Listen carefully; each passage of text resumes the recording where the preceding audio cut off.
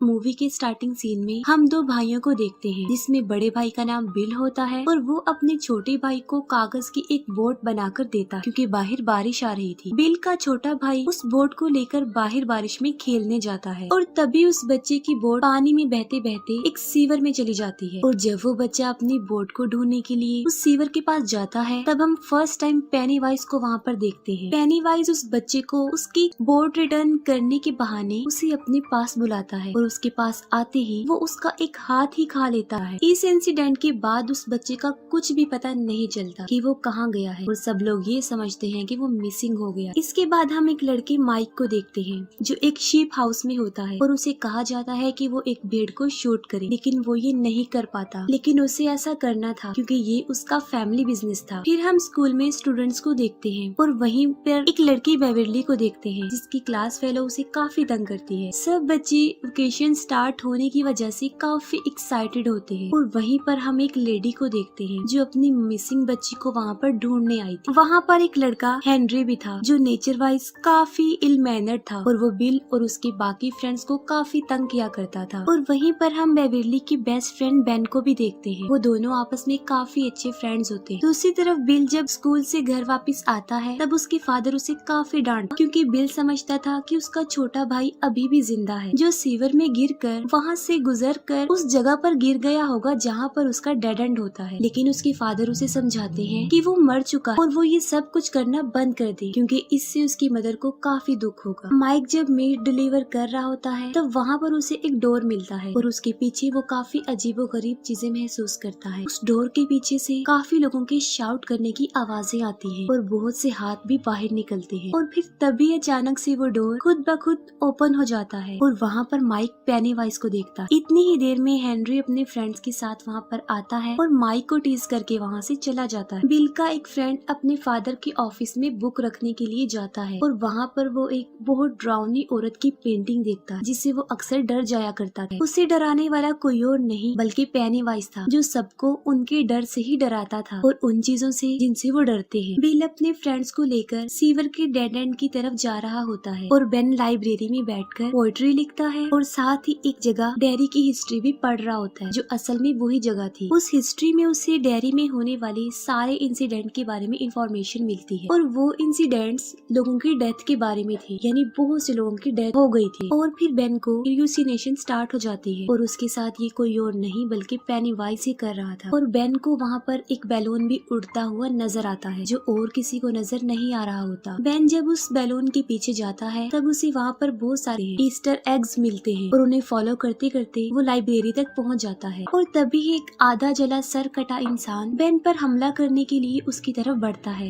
लेकिन बेन वहाँ से भाग जाता है। बेन जब वहाँ से जा रहा होता है, तब हेनरी और उसके फ्रेंड्स उसे पकड़ लेते हैं, उसे काफी परेशान करते हैं और यहाँ तक कि हेनरी एक नाइफ से उसके पेट पर एच लिख देता है। इसी दौरान कार में एक कपल भी वहाँ से गुजरता है और बेन उनसे हेल्प मांगता है, लेकिन वो लोग उसकी एक नहीं सुनते। उसी कार में बेन एक रेड बैलून देखता है, जिससे ये साफ जाहिर था कि वो कपल जो गाड़ी में बैठा हुआ है, अब वो भी पेनीवाइज के कब्जे में आ चुके हैं। तभी किसी तरह बेन अपनी जान छुड़ाकर वहाँ से भाग जाता है और वो बैड ग्रुप उसका पीछा करते हैं। दूसरी तरफ बिल अपने फ्रेंड्स के साथ उस सिटी के सीवर के डेड एंड पर अपने भाई को ढूंढ रहा होता है, लेकिन वहाँ पर उसे किसी और बच्चे का जूता मिलता है। लेकिन इससे पहले कि वो सब लोग बिल के भाई को ढूंढने के लिए अंदर जाते, इंजर्ड बेन वहाँ पर आ जाता है। वहीं पर बिल का एक फ्रेंड बिल के छोटे भाई को ढूंढने के लिए अंदर चला जाता है और वहाँ पर उसे बहुत सारे गोस्ट नजर आते हैं। उसे वहाँ पर बहुत सारी सॉल्स नजर आती है और पेनीवाइज उसे मार डालता है। बिल और उसके बाकी फ्रेंड्स बेन के लिए बैंडेज इक्विपमेंट्स ले रहे होते हैं, लेकिन उनके पास पैसे कम होते हैं। उसी मार्केट में बेवरली भी होती है, जो मेडिसिन लेने में उनकी हेल्प करती है। और फिर ये फ्रेंड्स ग्रुप बेवरली को उनके साथ तालाब पर चलने के लिए इनवाइट करते हैं। बेवरली जब घर पहुंचती है, तब उसके फादर एज यूजुअल उसके साथ काफी अजीब बिहेव करते हैं। अपने फादर के बिहेवियर की वजह से बेवरली काफी अपसेट रहती थी और इस बार तो वो इतनी दुखी होती है कि वो अपने बाल काट लेती। फिर वो सब फ्रेंड्स और बेवरली तालाब पर काफी इंजॉय करते हैं। ये सब फ्रेंड्स मिलकर बेन के घर जाते हैं और वहाँ पर उसका